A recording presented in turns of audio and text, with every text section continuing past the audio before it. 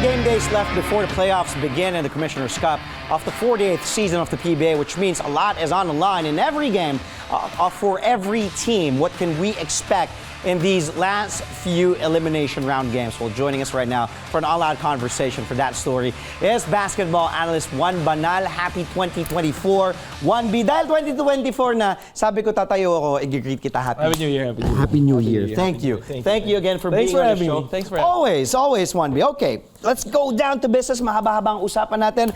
Let's start with tomorrow's games at the Big Gnome, Smart Araneta Coliseum. Starting at 4 p.m., the number 11th eliminated already from the playoff contention.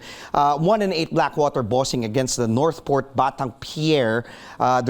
Northport is number 6 in the team standings with 5 wins and 4 losses, right behind Barangay Ginebra, who is at number 4. Here is the updated team standings. Quickly, who do you have winning here? I mean, do you see Blackwater with a little bit of surprise here against Northport tomorrow? Well, Blackwater will be playing without pressure, obviously, given that they're out of the race already. But they're looking forward to the next conference. You want to kind of build in the right momentum, start it right as early as now. But Northport, on the other hand, they're a 5-4 record, 6th. The magic number to get into the playoffs is 6 wins. So I'm sure they're going to be playing as if their season is on the line, right? They don't want to depend on other teams. Also, they want to also break want to enter the quarterfinals, breaking that 2-game slump. So I think Northport is more hungrier. I think it's hungrier, quote unquote, to get into that game shape and game win form for tomorrow's game. Well, how about rain or shine? One of the hottest teams, or probably the hottest team in the PBA towards the end of 2023. They've won 4 straight. They have 4 wins and 5 losses. They're currently hanging on to that number 8 spot. They're tied with TNT, the team that they will be facing tomorrow. TNT, though, looking to bounce back after losing 2 straight games to end 2023. I'm sure they want to start fresh here in 2024, but it's very hard for them as they've been battling. There's that Mikey Williams issue, and then injuries to Jason Castro, injuries to their import Ronde Hollis Jefferson, no R. Pugoy. So it's really tough. What can we expect from ROS and TNT tomorrow? Well, you have a hurting TNT fighting for dear life, right? And then you have Rain or Shine, who is probably on a roll. Yeah. They might be steaming through the playoffs and hopefully ride on that consecutive wins. They're contrasting teams who shouldn't look beyond tomorrow's game, to be honest. Like, they have to fight for tomorrow just before they even look at the quarterfinals and who they're going to match up with. Now, tomorrow's game is essential for both of them to even get farther in this conference. Rain or Shine will have to play to their strengths, right? They're a run and gun team. They play good transition. Yeah. They play good defense. Tricky for TNT because they won't have, Jason Castro might be a game time decision. Ronde is also out. So, I mean, your entire scoring repertoire without Calvin Oftana, of course, is out. And it's very tough for TNT, They have to play good half-court basketball to stop Rain or Shine from running.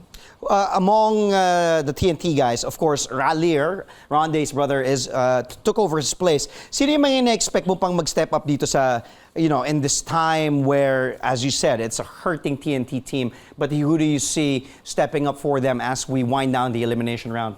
Well, this was a very difficult conference for them. A lot of things happened. I was talking to some of the coaches and I said, I feel like you're the team that had to adjust the most in this conference. You lost Mikey Williams. Yes. You lost R. Pugoy, top 2 scorers of the team. And then the third scorer is Jason Castro, who now you lost again to injury. And then your import in Ronde. So you're looking at it, but I think the upside really is Calvin Oftana, I think, who's averaging 20.6 points per game. But the upside also is that without those 2 top scorers, Mikey and RR, imagine this, TNT was able to score 133 points against Terrafirma.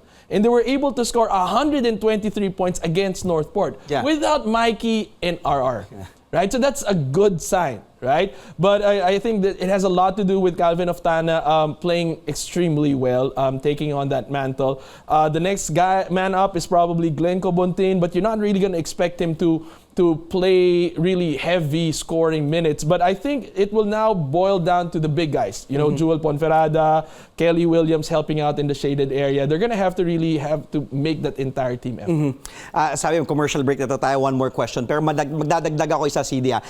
Yung Mikey Williams, sabi din ni Coach Chot Reyes, even he doesn't know what's going on with Mikey. And it's been a saga, ongoing saga. And arguably, Mikey's one of the best players offensively. Nobody can stop this guy when he's on a roll offensively. What do you hear? What do you think will happen with this TNT Mikey Williams ongoing saga? Okay, what I hear can't be said on air, but but it has to be a win-win, you know, for both parties. Both are aggrieved. The other one feels like, oh, nadehado kami. And so that's why there's it's a stalemate, right?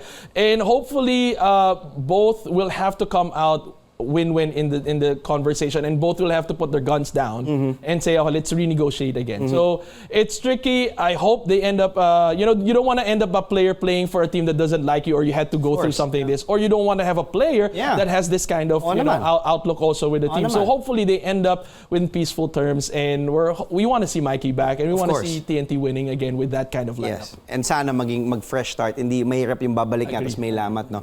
Quickly, ROS TNT. They had yung TNT, but Rain or Shine is on a good winning streak. So hopefully that might set them up for a good win. Now that we've talked about tomorrow's games in the PBA, how about the weekend games? Dahil sabi ko nga, malapit na tayo matapos sa elimination round. Well, two of the top three teams will match up. We have Magnolia and Meralco. What can we expect from this particular matchup? Answer that, Juan Banal, when we return. Don't go anywhere. We'll take a quick timeout. Basketball analyst Juan Banal still here with us on the show. Stay tuned to Sports Desk only here on CNN Philippines, where we go all out for today's top sports stories. We'll be right back.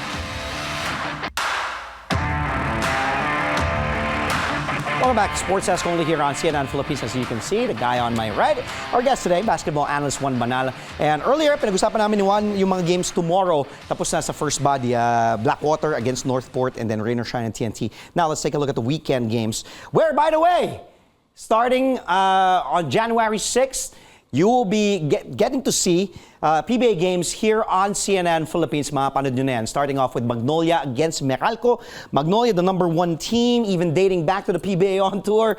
9 wins and just a single loss this conference. And then Meralco naman is number 3, 6-2. Also props to Coach Luigi and the Meralco Bolts, balancing, playing both in the EASL and doing well in the PBA and the Commissioner's Cup. Both teams on a phenomenal run here. Although Meralco, yes, I did mention kanina, nabanggit ni Pauline Versosa losing to Jeremy Lin and the New Taipei Kings in the EASL. This should be a really good showdown between Magnolia and Meralco. Your thoughts here? Two top-notch defensive teams. Ano yung magiging edge for both Magnolia and for Meralco? I would have to first acknowledge that Magnolia was one of those teams. I don't mean that everybody, there are teams that didn't take it seriously, but they took it extra further when they performed in the PBA on tour. Yeah. Like, they were playing every person, and they, and you saw a lot of bright players stepping up during that, and they're reaping now the benefits. So I think they're a two-way team now. You can't just say, oh, Magnolia is a defensive team. No, you can't say that, because what? They're averaging 102.2 points per game from the offensive side. On the defensive side, they're limiting their opponents to an average of 88.9 points per game. So, and then they're outworking everybody. 15.9 offensive rebounds per game is their average. 8.7 steals, 2.3 blocks per game. That's their average. So they're from both ends of the floor. You can see that Magnolia, it's just but right that they're in the top of the standings. On the other hand, I feel like Meralco can ride on that EASL, whole experience. It's a plus for them. A lot of people are probably saying it's a tough job to be playing 2 tournaments at the same time, but I think they can benefit from that. And I think Meralco can ride on that wave, ride on that momentum. Who can say that they played against Jeremy Lin, right? Like, that confidence can be brought into when they're playing in the PBA. And I think right now, Meralco shooting better from the outside compared to their opponents. They're averaging around 11.33 points per game. So if Meralco can secure more rebounds in this game, and that can put them in a good spot to win against Magnolia. Magnolia, kaya ba nila mag all the way? They're due for a championship. It's been 6 years since they've won 2018. one. They've always fallen short, especially in the playoffs. Like a lot of people would always say na, oh, Magnolia pang eliminations lang yan. So they're always the bridesmaids, That's never right. the bride. That's right. Lakas. Aabot ng finals, matatalo. Minsan naabot to number 1 all the way until the playoffs, and then they fall short. But your thoughts on this particular Magnolia team here in the Commissioner's Cup with their import, Tyler Bay? I think they deserve it. They've put in the work. They've made the effort happen. They've done their due diligence. I think they deserve to win. How about Meralco? It's also always that tale of close but no cigar, especially in a different conference in the Governor's Cup. But here with this new composition and the way, sabi mo nga, the way that they've, kumbaga, getting a taste dun sa competition ng EASL, also bringing that confidence here in the Commissioner's Cup. Your thoughts on how Meralco will go far in this particular Commissioner's Cup? Well, Coach Luigi is not new to the situation, right? He also won his championship in Alaska, and I think that was his first year of coaching. And so it's his first year again coaching Meralco, and so I think he's more than capable of bringing them there. It's just that they have to be healthy. It's very difficult to play in this conference with a lot of your key guys playing injured. And so it's going to be a tough climb for Meralco, but you got a lot of teams just waiting in the wing to get a good taste of that championship. So it's tough for Meralco. Magnolia, Meralco tomorrow. On the weekend, I mean. Meralco could surprise Magnolia because of the EASL momentum that they can. See, only one loss pa lang so far ang Magnolia. Okay, next game, Terrafirma and San Miguel. Of course, on paper, people might think, ba't pa nila pag-uusapan yan? I mean, with all due respect to Terrafirma, they're number 10 in the team standings, 2 wins and 7 losses against the number 4 team, Powerhouse, 6-3, San Miguel Beermen. Yes, they're missing Junmar Fajardo, but this is still this Powerhouse San Miguel squad. Your thoughts on this particular matchup? San Miguel playing without Junmar, he's dealing with a hand injury. Sino yung kumbaga nakikita mo na is doing well, even without Junmar Fajardo? Yeah, well, the focal of their offense, obviously with Junmar there, is to be in the post, right? Yeah. But without him, a lot of people would say, oh, it could be Mo Tautua, but they didn't have to go to Mo this time around because you've got guys like Troliano, Jericho Cruz, CJ Perez, Marshall Lassiter, and then you've got guards like Terence Romeo and Chris Ross. And I think it's just a shift of focus. Now they're playing more in the perimeter, and they're doing so well. It's just amazing how you cannot not mention how strong San Miguel is. 3 of their players are scoring over 20 points. 2 of their additional players are scoring over 10. You barely feel Junmar missing, with the kind of force that they have in that lineup. So they will forever be lethal. I think just the potency of their perimeter now is going to be a good focal point for any team to watch when they're watching San Miguel. Of course, I did ask the Fearless forecast for all the games. Do you see Terrafirma beating San Miguel in the weekend game? That will be on Sunday at the Big Gnome. Yeah, well, Terrafirma has... Saturday, sorry. Yeah, Terrafirma can score in bunches. They're averaging, 100 points per game, but they gave up 108 points to their opponent. So if they can play good defense, there's a strong chance that they can snatch this away from San Miguel. Well, let's take another quick break, 1B. Di pa tayo tapos. Next time naman, ang next pag-usapan natin, of course, the defending champions, Barangay Ginebra. A lot more ang pag-usapan. And who does Juan Banal think, or yung mga players deserving of winning that Best Player of the Conference Award. And also, we'll talk about the imports. So go anywhere. Stay tuned, because Sports Desk will return only here on CNN Philippines. We'll be right back. And we're back. Thank you for joining us here on Sports Desk only on CNN Philippines. Again, Juan Banal talking about a PBA Commissioner's Cup. Let's do a rundown again. Friday tomorrow, Blackwater against Northport at 4 p.m. at the Big Gnome. 8 p.m., rain or shine against TNT. On Saturday, only one game, Iloilo, Magnolia, and Meralco. And then Sunday nga yung Terrafirma San Miguel at the Big Gnome at 3 p.m. And then Northport, Ginebra. Let's get to that game. If we take a look at the standings, Northport is number 6, and then Barangay Ginebra is number 5 with 6-3. Northport is 5-4. Your thoughts on Barangay Ginebra so far in this conference? They are the defending champs. Well, Bishop is obviously no Justin Brownlee.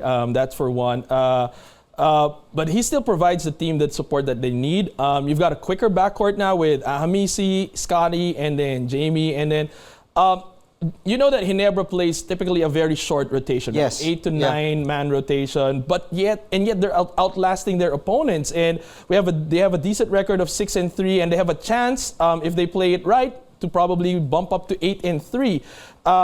Especially they got good rest. If you have a short man rotation, you need all the rest that you embrace every single rest. So they're coming off of good rest, good break, and then they're gonna have like a 6-game gap before they play NLEX, which is their second game. So there's a strong chance, I think, that they can go up in 8-3, and they're still in the running for that, defending that cup.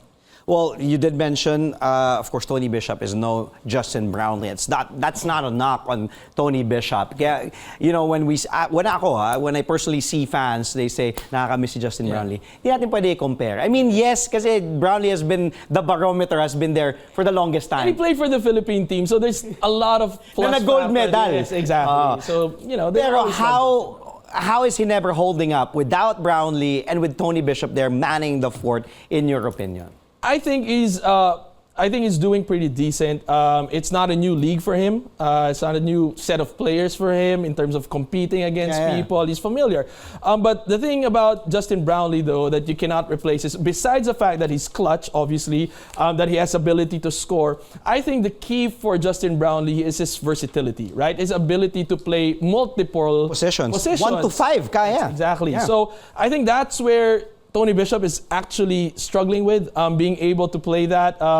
That is where I think he would need time to learn that, right? And if you're trying to force and speed up the process, that's not going to happen. So for me, for them to go further in this conference, they have to either play to the strengths of Tony Bishop and not force him to be a Justin Brownlee in terms of playing multiple positions, because the learning curve will take time, or well, Bishop has no other choice but to learn fast, you know? And so it's tricky for them, but right now, is it worth the risk? Well, Ginebra or Northport on Sunday? Well, Northport has to win the Blackwater first, yes, right? Correct. Correct. That's a must win, but if they lose, then they're going to fight for dear life on Sunday. And against Ginebra. Exactly. But I think Ginebra is in a good spot to win this. You still have the winningest coach and never say die spirit. So they're going to try to go for the 8-3, I would assume.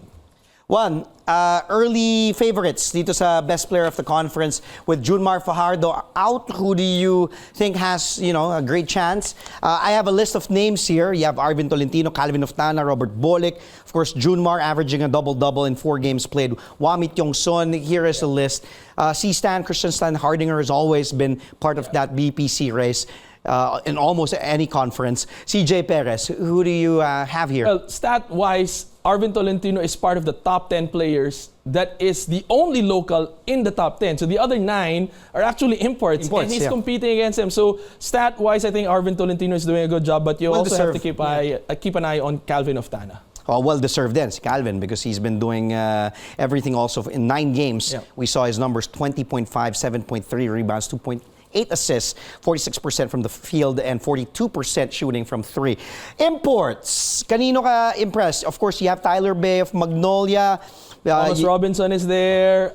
Ronde was on my list, though. Yes. He was my top. But I would have to say it would be Jonathan Williams of Phoenix. Yeah. He's caught my attention. They are second in the standings. You have to understand this is Phoenix from really struggling in the different conferences. He was able to carry that team to where they are.